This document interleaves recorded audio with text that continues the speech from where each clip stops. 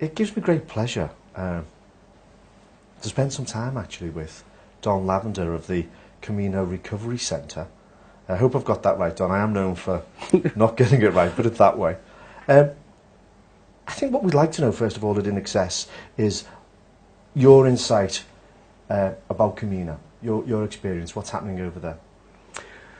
Well, Camino Recovery Center is it's a small center. It's 8 beds, and my wife and I went over to Spain from the UK to start that, simply because we wanted to basically work for ourselves rather than other companies, large hospitals, clinics, and we started, a mom and pop operation. What type of clients do you have? We treat addictions and compulsivities, alcohol, drugs, mental, nervous disorders, depression, anxiety, things like that. And we just cater to those that are, suffering and need the help. That's fair. And oftentimes, what happens is, we refer them to the place that's most effective for them. Because not every place, we're just not one of the places. Not every place can fit or fill every need from every person. What are the programs like? How much time do people spend with you? Well, it's residential care, and I think people spend anywhere from a month to 3 months for care. We have had people with us as long as 6 months, but it's therapy to deal with mental nervous disorders and addictions. We also offer a strong family component to our care. And the reason for that is the most successful centers in the world have a family component to their treatment. What made you choose that part of the world? Because obviously you're originally from originally the United States. Yeah, I'm from the U.S., originally from the New Orleans area. And I've lived in the U.K. Since 2002, married a loyal British subject. But we were looking at the Mediterranean as a place to possibly retire. Okay. And we thought we could, set this up as a business. We had the experience, the startup experience of a number of places. And so we thought we could go and, start this up, get it solid, hire the right staff, and slowly back away and enjoy retirement. What's unique about Camino then? I think the thing that's most unique about it is we've really whittled it down to what is most effective for the largest number of people. Okay.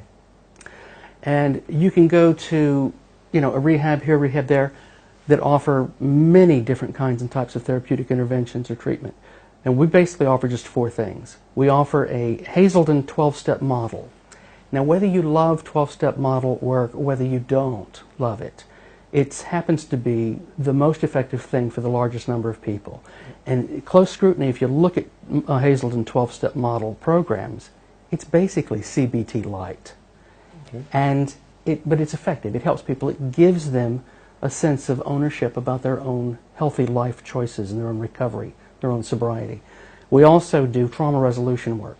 Now, when you talk about PTSD, post-traumatic stress disorder, and trauma resolution, I think the average person out there, they probably don't know what it means. They probably don't care what it means. But what's been discovered is that if you have trauma and it goes unaddressed, and you have this underlying stuff that bothers you, that's a major contributor to relapse. It's a trigger. Yes. Another thing that we do of the 4 things is family therapy workshop process. This might be a bit naive of me asking this. The family aspect of it then, Don, are you allowing the family to go over and spend time there at Camino? Are they part of the recovery program, or they visit? What happens with the family, this relationship? Well, the family is, it's easy to say, well, the poor alcoholic, they're suffering, they need help. Well, the family is suffering as well. They need help. And the family is invited to attend and participate. Now, not only do we do a Sunday afternoon family therapy session, we also do a workshop that's a 4-day process once a month. And that invites the family members over. They get information, education about disease, addiction, disease concept. They get information about family systems. they are taught very clearly, they didn't cause this. They can't cure it. And oftentimes families show up, and they have this guilt, thinking, oh, I should have done this, I should have said that, I could have behaved this way, I'm the cause. They're not the cause. They're just as much a victim of it as the person who's drinking. And so they get the information that they're not the cause. They also get education about family systems, the place that we all come from, how we react and learn to interact and behave with other people. They also get education about boundaries. What are boundaries? How do you set them? How do you learn to communicate clearly? People get to confront each other about behaviors they don't like. There has to be education about differentiating between people and their behaviors. I can love the person, but I don't always love everything they do. And they get to confront those negative behaviors. Now the clients get to confront family as well. But at the end of the process, they also get to make amends. They also get to set boundaries about what they will and will not tolerate behaviorally. And they also get to share what they really like about the person. It gives them the tools to confront the negative stuff as well as share the positive stuff. And with the education that the family members receive, they get to spot when it looks like the family members that's been through rehab, when they look like they might be on a slippery slope, the family can spot that and they can assist, they can help, they can support. Not fix them, but support them. Because our family and loved ones are key to our aftercare and ongoing recovery, aren't they? They are very important. And Hazelden in Minnesota, that's been doing this since 1949, they discovered it, and it was purely by accident that they discovered it, and this was decades ago. People that experience a family component to their care, they have a 65% higher probability of getting well and staying well. That's the key to it. Staying, isn't it? It's that long-term recovery. It's so important to involve the family, yeah. Can I spend a few minutes talking about the equine therapy? And the reason being, just to even have an insight as to what it's about, because within Access we've never touched upon this area before. Well, equine-assisted psychotherapy is something that I was working for a psychiatric hospital in Tucson, Arizona. Sierra opened an adolescent unit. They hired a woman that had developed programs with horses and children, mentally, emotionally, physically handicapped children in the United States. Mm-hmm. Now, they've been doing this work in the UK for probably 65 years, maybe more. Okay. So that's been around for a long time. And what this woman did, her name was Barbara Rector, she developed a program with the adolescents that just evolved organically. And Sierra began to use this, and it was the first place in the world to use it as an adjunct therapy treating addictions. Now, equine-assisted psychotherapy, the work that's done, that we do, it's all on the ground with the horse. There's no riding. Okay. And the work is all about relationships and boundaries. Relationships with self, as well as relationships with others. And so, it just gets, it tunes the person into gaining some insight about their own behavior. Okay. Now, you can sit in a group. I could sit in a group. You know, we can all fib and, you know, tell porkies and not get honest about what's going on. But a horse is such a perfect emotional mirror to the human that sometimes I don't have to watch the human. I watch the horse, and the horse will tell me exactly what's going on with the human. Even when the human doesn't know what's going on with the human. Fascinated by it because I've heard about it, but we've never really discussed it on In Excess before. And I thought, well, what really goes on? What's the big thing? What's the connection? Why do people just around horses get to a place within themselves whereby they feel as though they're at nature, at one? Does it take you back to something whereby you're so relaxed, maybe, or what's happening inside with us, maybe?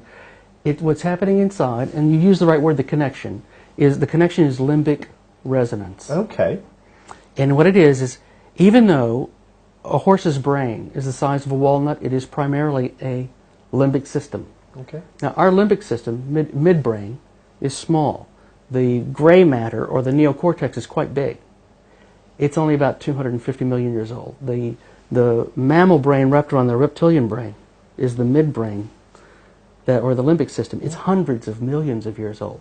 And that join-up, that connection between horse and human, it happens in the midbrain. Right, okay.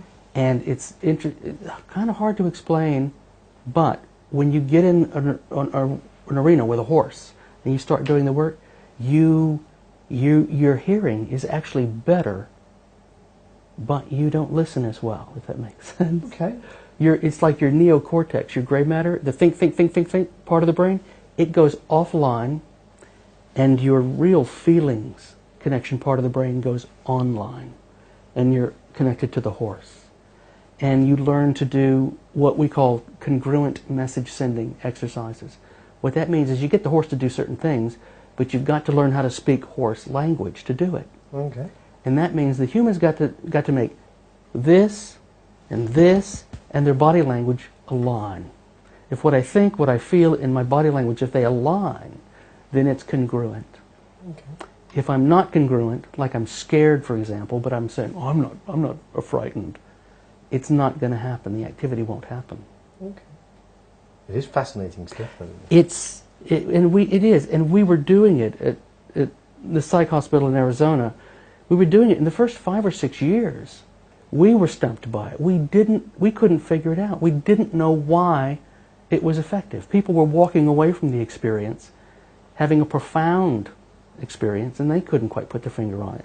And I have, finally figured it out with the help of other people who've got the intellectual property, who've written about limbic resonance and limbic connection.